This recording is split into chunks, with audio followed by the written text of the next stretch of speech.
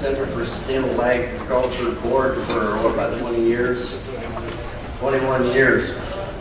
He's not on it now, so it's pretty similar to one. He's still talking to Mark, so that's a good sign.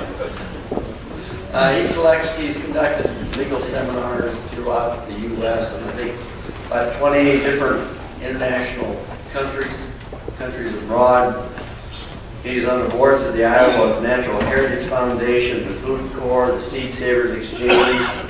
From 2000 to 2006, he chaired the Iowa Food Policy Council, was an influential advisor for Secretary Vilsack. In 1990, this is kind of ironic, I'm kind of cherry picking some of the stuff that he supplied to me. He authored a book about what farmers need to know about environmental law. And what held then, I think, probably still holds today. I could go on and fill up most of Neil's time talking about who he is and what he's done, but we'll turn it over to Neil. Thanks so much for joining. Thank you, Rick. Well, I want to thank Rick for the invitation, the opportunity to be with you today. And I think we all need to thank Rick for the leadership that he's provided to Iowa on soil conservation and the research he does. So let's give him and his team a round of applause, too.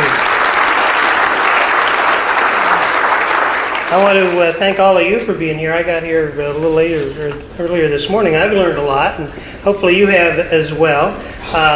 First, I want to talk a little bit about Iowa, and our history of leadership on soil and water conservation, and consider this powerful quote from Henry Wallace, Iowa's greatest agricultural leader, about the social lesson of soil waste being that no man has the right to destroy soil, even if he does own it. In fee simple, the soil recognizes the duty of man we've been slow to recognize. This is from that wonderful 1938 yearbook of agriculture, soils, and men. And I think today, if he was with us, he'd probably add water. Over 70 years ago, Ding Darling, another famous Iowan, two-time Pulitzer Prize-winning cartoonist, was documenting the other side of the agriculture that Ding Darling, or that Grant Wood so beautifully captured in prints like his fertility. Farming's changing. We don't farm like my dad, Lowell, or like my mom, Zella, down in Ames County. All things change with time. Oh my gosh. I've gone through some changes over the years. And farming has changed. And this is probably Ray Gasser, my friend and neighbor, farming in the combine down in Adams County. Farming's changed, but the values remain. And protecting our soil and water is one of our challenges. And certainly our challenge today is farming and stewarding the environment. And so Rick asked me to talk a little bit about the Des Moines Waterworks lawsuit. I'm not sure whether anybody's heard of it. Anybody's curious about it. But if you are, this lawsuit could well prove to be another piece of Iowa's leadership on soil and now water issues. Disclaimer, a couple I guess. I'm not involved in litigation, though I know some of the attorneys who are, and I'll no doubt know the attorneys who will be on the other side. Perhaps, having taught for 30-some years at Drake, I have a lot of former students running around. Another disclaimer, these comments are my own. Some of them are facts, some of them are opinions. You'll be able to probably figure out which are which. The starting point is that this potential lawsuit, and I'll refer to it as potential, though maybe I'll drop that after a while because, it hasn't really been filed yet. But it is an important lawsuit. It raises a number of important legal issues, many of them of first impression, meaning that the courts really haven't addressed them before. Some people may feel the case is unhelpful or unneeded, but from a legal standpoint, it's certainly not frivolous, and it raises important questions. And so, some points about it.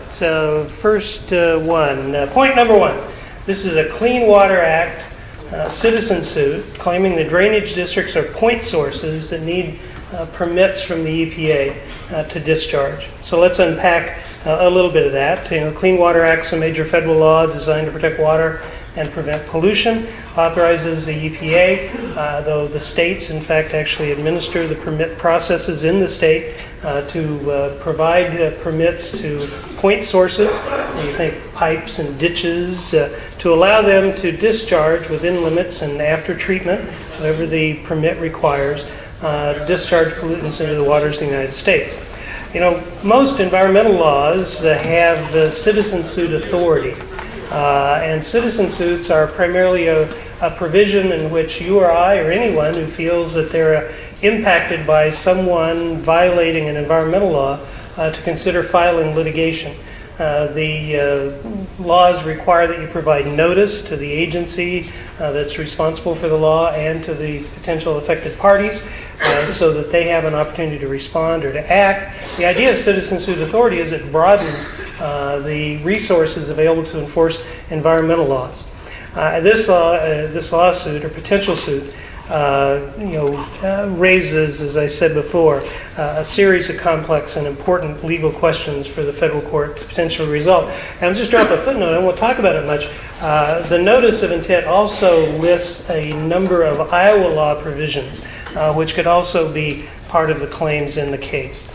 Second point, if you're keeping score, first key legal issue is the claim that these drainage districts and drainage ditches are really artificial conveyances of polluted groundwater. And so the idea is that the drainage districts built, maintain, and manage the system of drainage ditches. These artificially collect, convey, and discharge polluted groundwater into Iowa's rivers and streams, imposing costs on the Des Moines Water Works and others.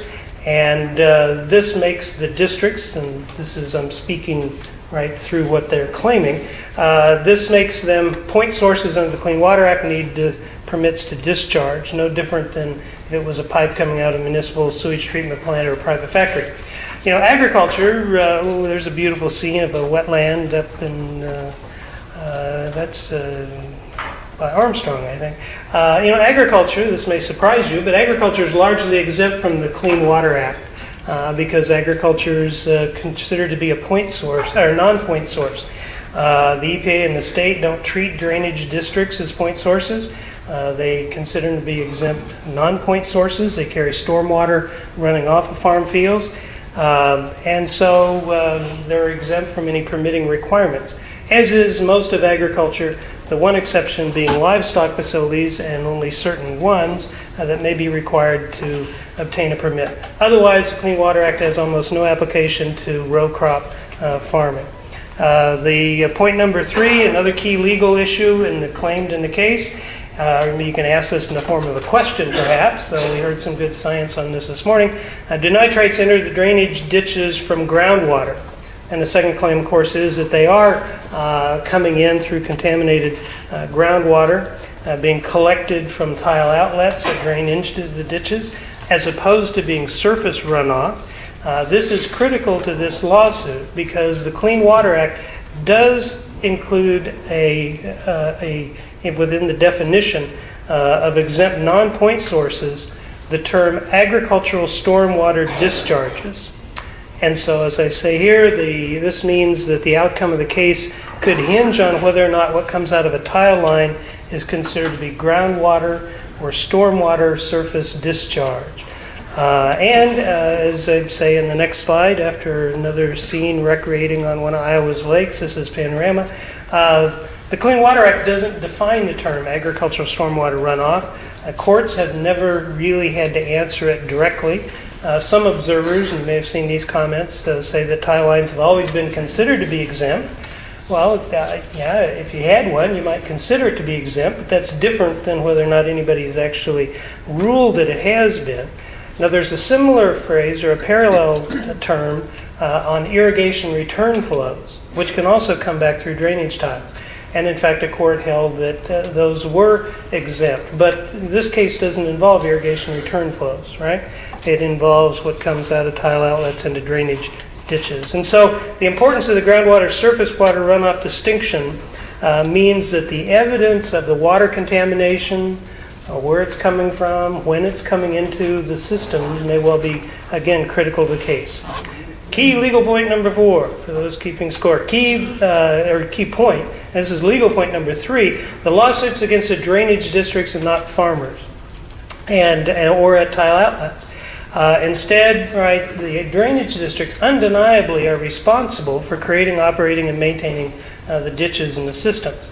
We have an extensive body of statutory law, over 70 pages on drainage districts, constitutional provision enacted in 1908. I think it's in Article 1, Section 18, second paragraph of the Constitution. It primarily dealt with giving them eminent domain authority.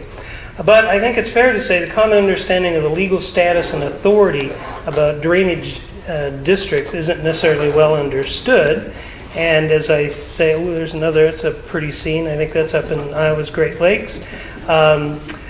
That most Iowans, including, and I can ask you, how many of you live in a drainage district?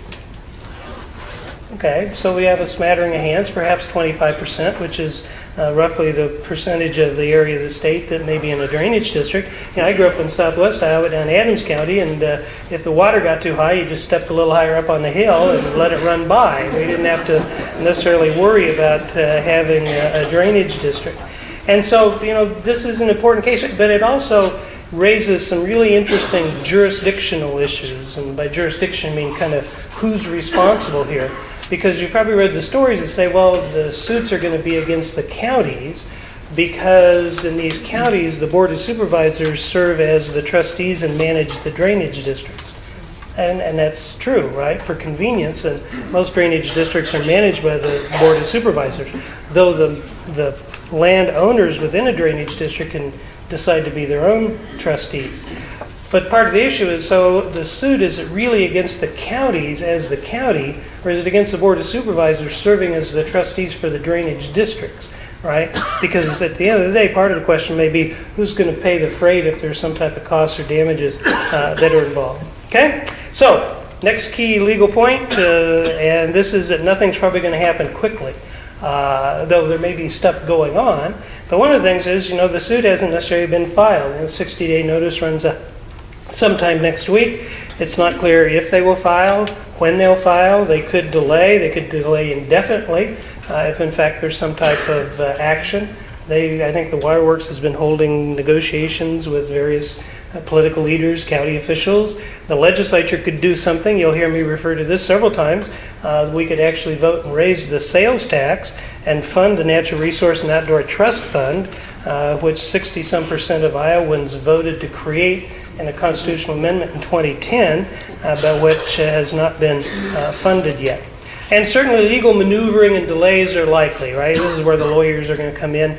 There's going to be probably different parties wanting to intervene, right, to represent, to have a piece of the action. There'll be lengthy discovery where they gather evidence and the information. There'll probably be procedural disputes. Does the court have jurisdiction? Do the parties have standing?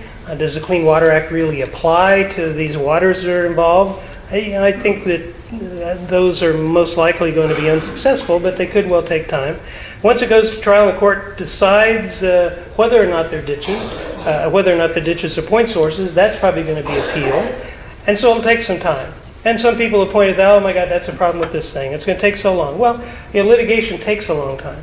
But the fact that it may take a long time certainly is no reason to not continue to take action. So we can sit on the dock and we can wait, or we can continue to move. So now a couple other things. Point number 6. The Waterworks choice of the drainage districts, I think, was very strategic. One of the strengths is who they chose, right? It wasn't random.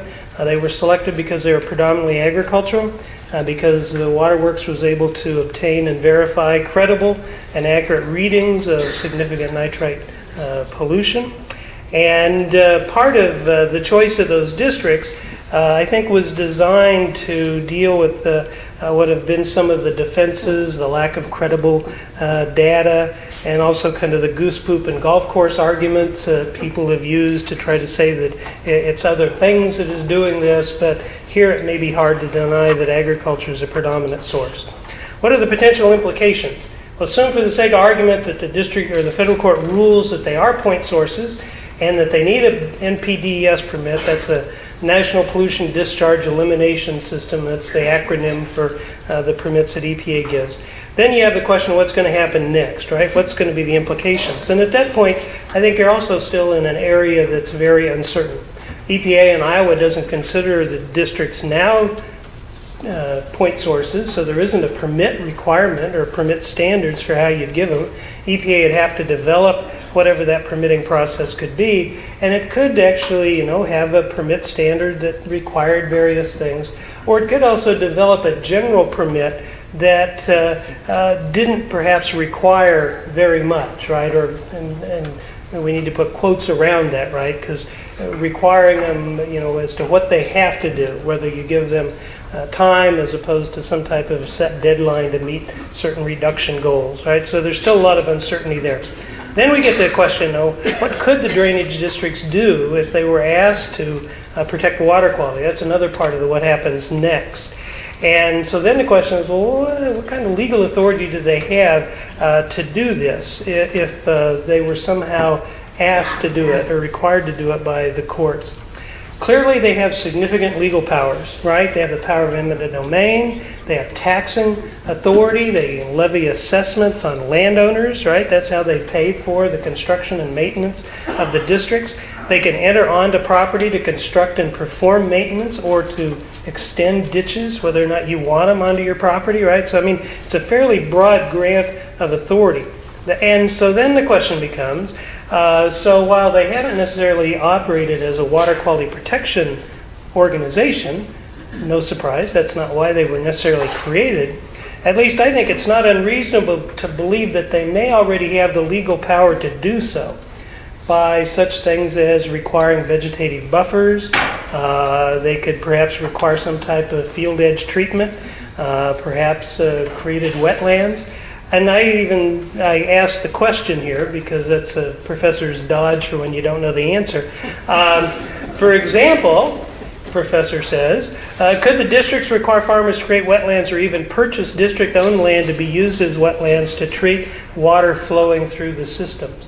So could a district use its eminent domain authority, charge all of you for the money to do it, go out and buy some property, create a wetland, run the drainage system water through it?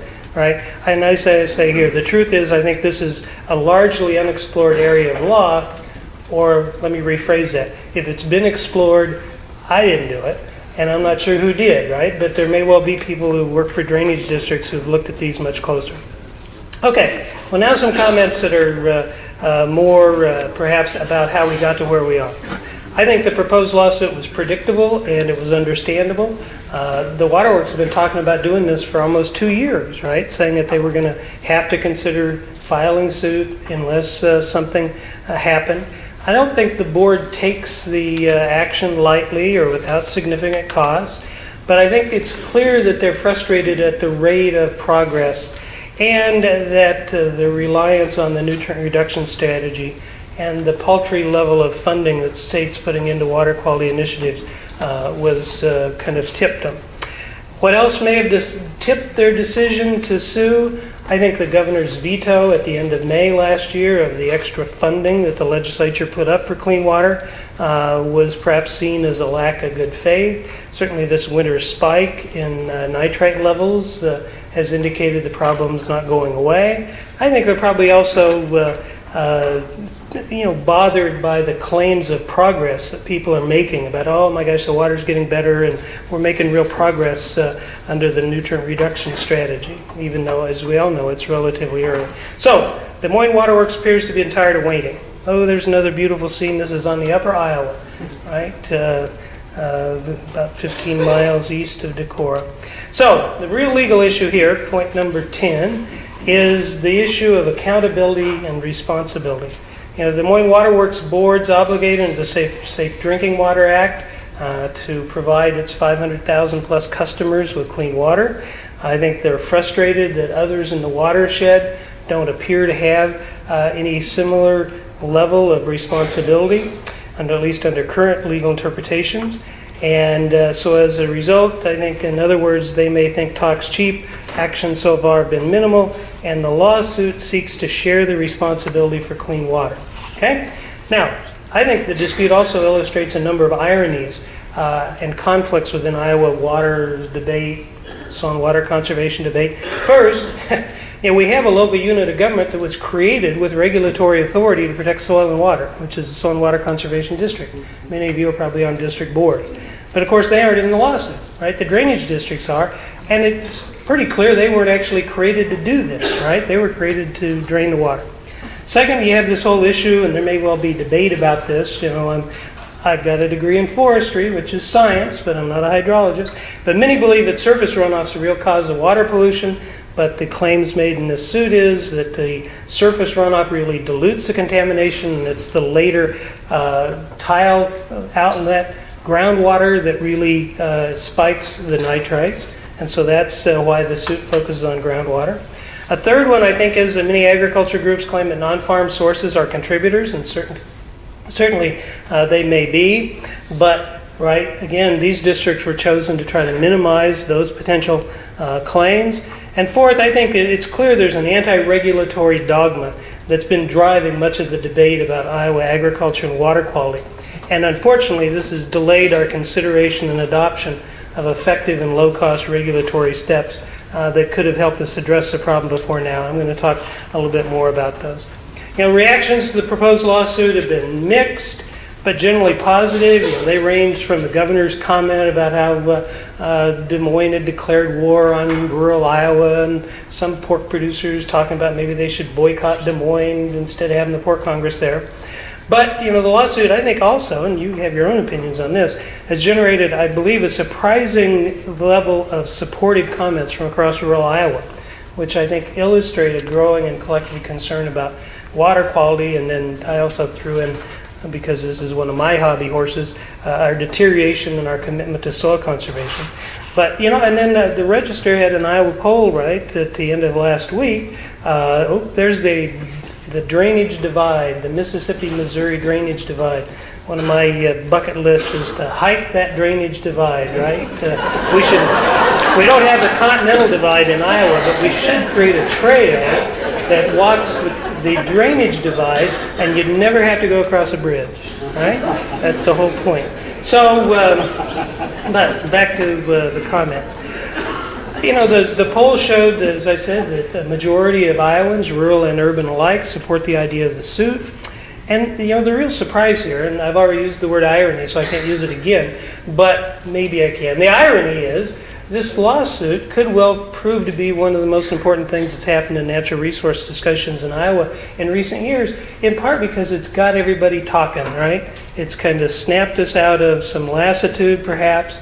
And it may well be that we've actually got to move forward. And that's not to say that people haven't been making progress, that groups like the Iowa Soybean Association and others haven't been leading. But, right, this is going to lead us to take off. I think there are also, the issue of the inadequacies in the nutrient reduction strategy may be at the heart of the dispute. I realize that ICE is starting to crack talking about that, perhaps up here at Iowa State, but there's certainly, I think, some perceived inadequacies with the nutrient reduction strategy.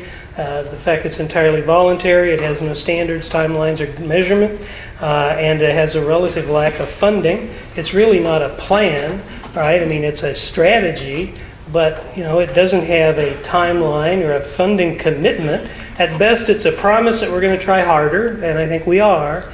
But I think at worst, it may also be a continuation of Iowa's legacy of delay and denial when it comes to dealing with natural resources.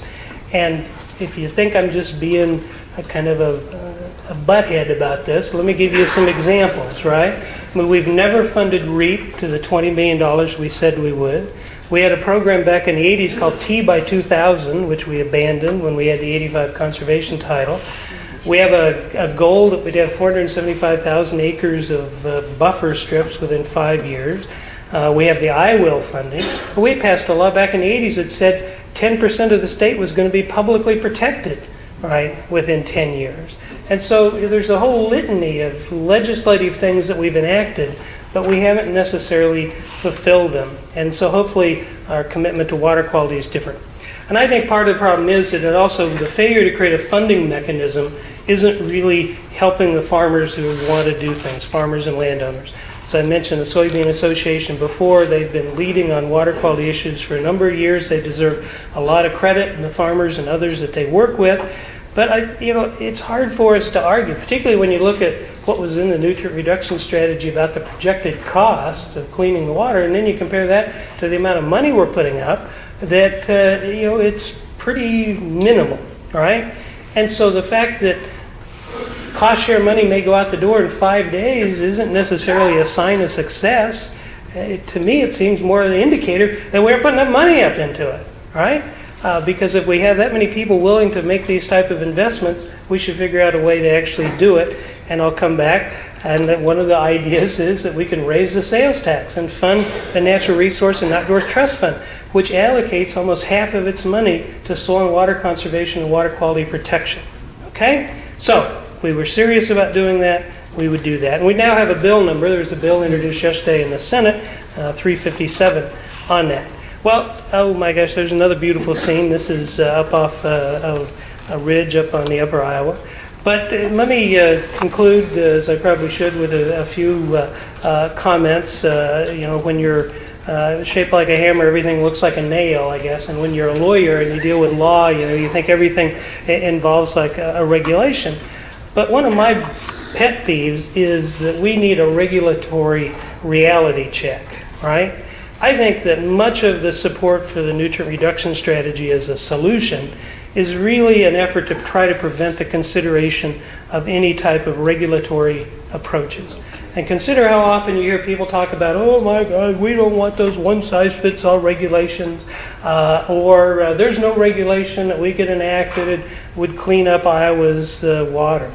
I think that this anti-regulatory dogma, which has been championed by the Farm Bureau and others, is, I think, uninformed and shows a basic misunderstanding of how the law works and how we have historically made progress on soil conservation in the country. So let me tell you a little bit about this, right? The idea of regulations, uniform regulations, are how the legal system operates, right? They're how the law is delivered. Many of you are going to be going into the FSA offices this month and signing up for your ARC payments or your PLC payments. You've already gone in and you've adjusted your yields. Well, all those things are regulations, right? The regulations establish a procedure, an objective process. They establish a responsibility for when you have to do it. And secondly, they operate by being uniform. You don't get to make your own rules. You can't show up in the middle of April and say, hey, I may have missed the sign-up date, but I'm really interested, right? No, you have to sign up by this date. And if you don't get it.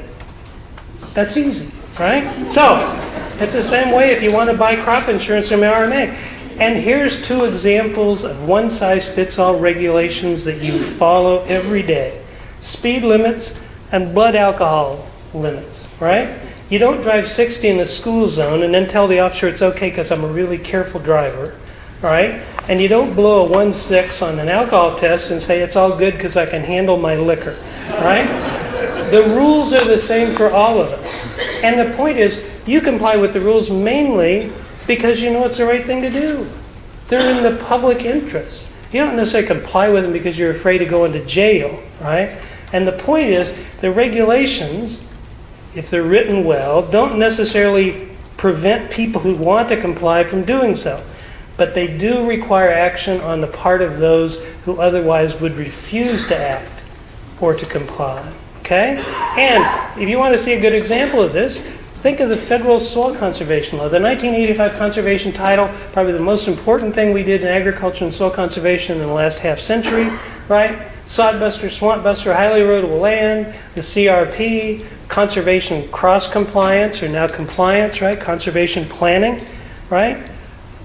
Those really led us out of a period in the 1960s and 70s where our commitment to soil conservation had slipped. 85 conservation title came down with a series of regulatory programs, but which in reality were voluntary, remember, because you didn't have to comply if you didn't want to be in the farm programs. And they're still voluntary today if you don't like crop insurance. But most everyone wants crop insurance, so you still have to comply with soil and water conservation requirements. But the rules like conservation compliance and conservation planning let you choose how you're going to comply, right? It doesn't tell you this is the only practice you have to do. It just says you have to do something. You have to protect your soil. Okay, so get off the soapbox here for a minute. Well, oh my God, I've still got 1 foot on it. Point 15, Iowa water I don't think is going to be clean until we establish rules that require individual responsibility.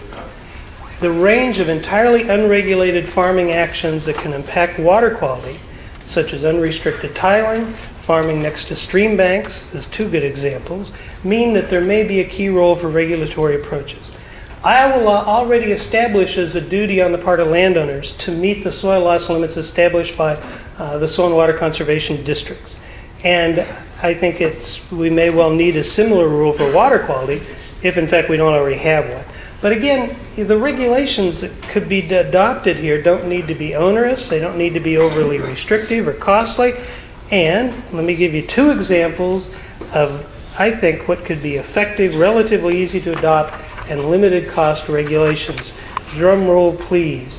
2 rules Iowa could adopt. First, we could require people farming next to streams and ditches to plant vegetative buffers of a set width, something many of you already do rather than hanging the iron out over the river waiting to see when the bank's going to cave in, right, and you roll the truck over. And second, we could require anyone using fertilizer to have a nutrient management plan. I believe as people who are in the EQIP program already have to have. How you comply with either rule will be up to you. And if you don't think rules like that are possible, think again. Minnesota requires streamside buffers, and Ohio just enacted nutrient management or nutrient planning requirements. I think both measures would help protect Iowa water, and they'd share the responsibility, and I think they're ideas that most Iowans, including farmers, would embrace.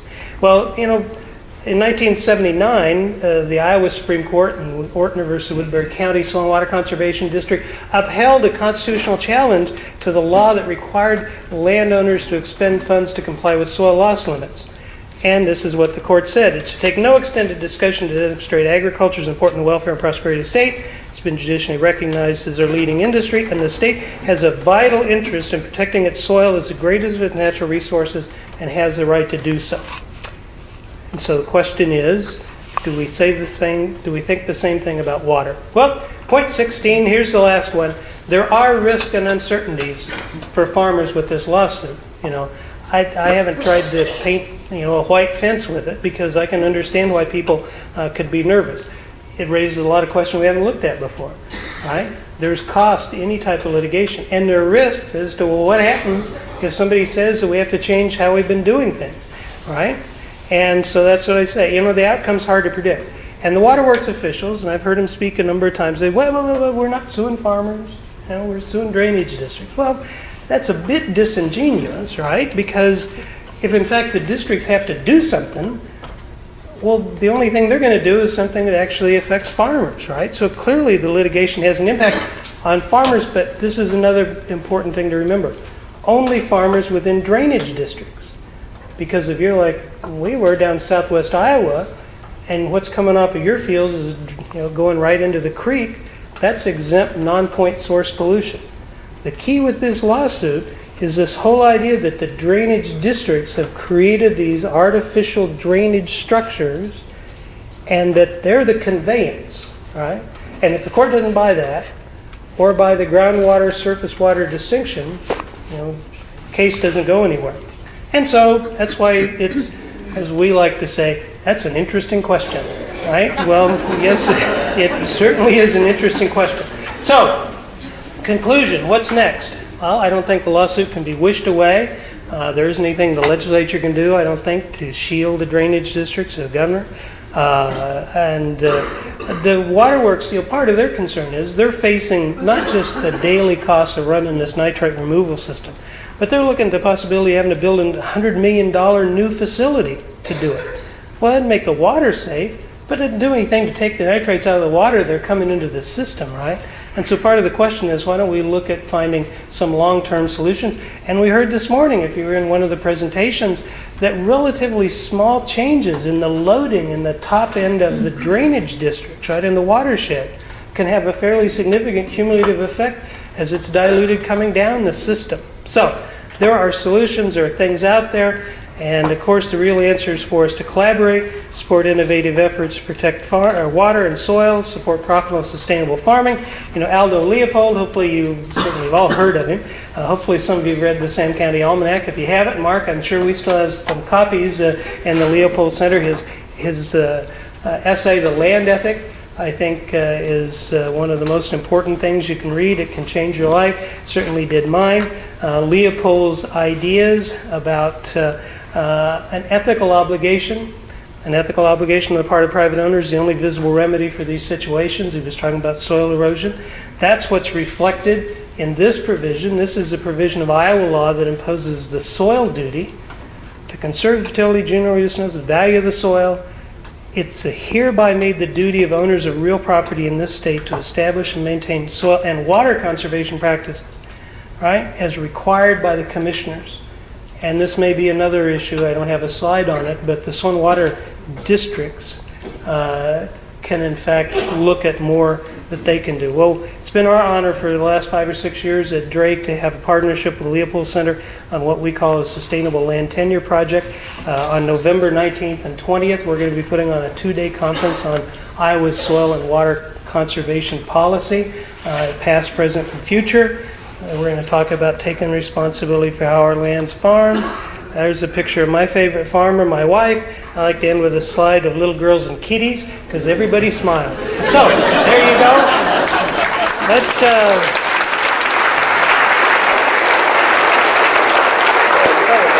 we have a few minutes for questions, right? Okay. If that doesn't give you something to think about, you're under a bigger rock than I am. Neil said he'd take some questions, Sure. so we're open. Yeah, ask questions, I'll repeat them. Or comment. There's one right here in the middle.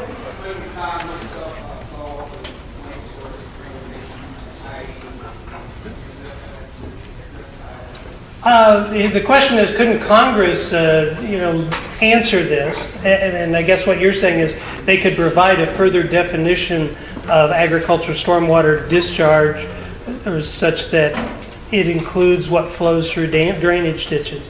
Yeah, they could, but there are a couple of things. I don't think Congress, one, that's a difficult issue to act on, and reopening the Clean Water Act on a relatively narrow point is probably unlikely. But there could be a fix. And I was reading, and I kind of was doing some legal research, Googled the whole issue about drainage ditches and water quality. Up came an article, I started looking at it. Well, hell, it turned out I wrote it, right, back in 1989. And it was an article that dealt with potential liability for surface drainage from closing drainage wells. Because remember, the 87 Groundwater Protection Act, we were going to go out and close people's drainage wells. Well, what happens when you close a drainage well? Well, you change the surface drainage, right? And so what happens is now you've made your neighbor's farm wet because you closed off the drainage. Anyway, interesting article, but in that article, there's an Iowa Supreme Court case from 1860, 155 years ago. I didn't even know we were using drainage tile then. But the court intimates that what flows in drainage tile is still surface water, right? Now, it's not clear that a 155-year-old case that really doesn't deal with the modern forms of drainage. But so there's, lawyers are going to be spending lots of time, right, in the libraries looking for the answers to these things. Somebody else had a question over, yeah, sir in the back.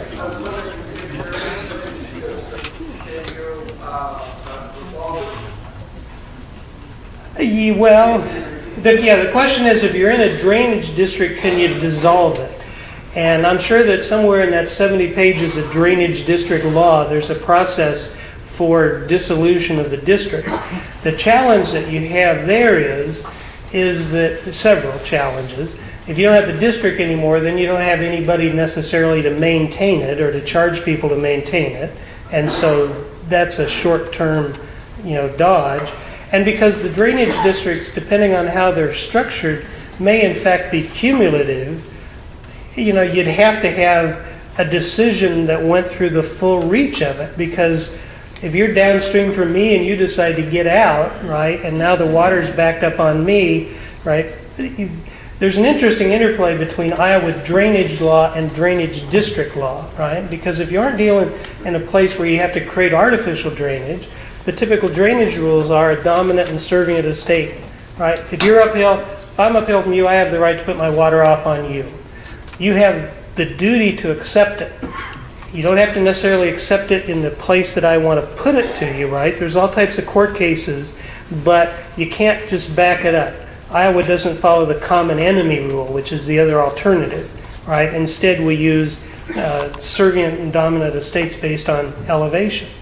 And so people who are uphill, who feel like their drainage is being affected by their neighbors, such as plowing into the fence so that it operates as a dike and runs the water back on you, have the right to, in fact, right, have that enforced, have the drainage opened. And some of those same principles of surface drainage law then are applied on top of the drainage districts. The districts are basically an administrative structure to create a special purpose unit of government, right, that has the authority to charge those of us who are within its jurisdiction the costs of actually maintaining these drainage systems. And so the issue of whether you can just dissolve it and that's a way to get out of it, you know, people may well be looking at it, but I'm not sure that it's an effective answer. But I've got a question right here. Maybe this is the last one. I want to step on, you've got some time and things coming up too. Question here in the middle. I've been told that the Des Moines Water Works plant takes the nitrates out and then puts them back in as they go down. Yeah. The question is, does Des Moines Water Works, takes the nitrites out and then puts them back in further downstream? And were you going to say something else? How does that affect their lawsuit? Yeah. Well, it would appear to be somewhat hypocritical, but their defense is that's what their permit requires them to do, right? They have a permit from the EPA to discharge, right? They have to, and their permit says the nitrates you pull out of this system, you discharge back into the water. And you're discharging them downstream, there's further dilution as it goes down into the red rock. And so if the answer is why don't they go put them on land, apply them, or bottle them up and sell them to people, at least as their current EPA permit, right, reads, they can't do that. And so I think, candidly, they're in kind of a tight spot because it does make them look hypocritical to say, well, what do you do with yours? Well, hell, I just put them in the water downstream, right? And I let them be a tumulus problem. But I think if Bill Stowe was standing here, that's the answer he'd give you. He'd say, at this point, our hands are tied. So I think that idea that their permit requires them to may be a piece of that story that oftentimes gets dropped out when it gets repeated, right? Yes, question down here. Yeah, what role does the scientist's or engineer's definition of surface and stormwater play in the legal definition? Well, that's a good question. The question is, what role do the scientist's definition, or maybe the distinctions that they make between when something's surface or groundwater, going to play? And because the statute doesn't necessarily provide us a definition, then if I was the district court judge, or let's say we're going to make you the district court judge, right? I mean, you'd get to decide, well, what do I want to hear to make this decision? Because you have to make a decision, right? And of course, the parties are going to bring in different defense, and depending on where your scientific thing falls, right, whoever it favors is going to say, well, this is what the answer should be. The scientists say that stuff's groundwater. And then somebody says, yeah, but the Supreme Court said back in 1860 that it's not, right? And then it's kind of a battling. And then you as the judge have an opportunity to weigh it and decide which one you think is more important. Now, before you get to that, you're also going to have other things. You say, well, how has the EPA historically treated these? I mean, the fact that folks have assumed that these aren't point sources, it's not necessarily controlling, but it's certainly precedential, right? But the fact that, new legal interpretations change our understanding of numerous things within society, right? So, other questions, comments? We all done well through? One more here on the aisle. Did you already ask a question? Okay. I was hoping you had. Go ahead.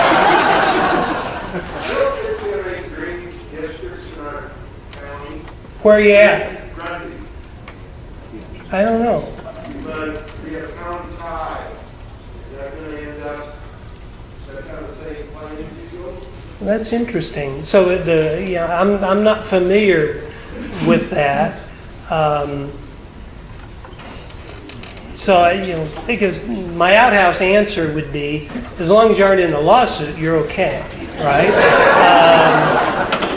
The fact that you have, so the county basically has installed these county tile, what, are serving to collect tile outlets for other people? Well, if they're outlet, it's just so far from the creek.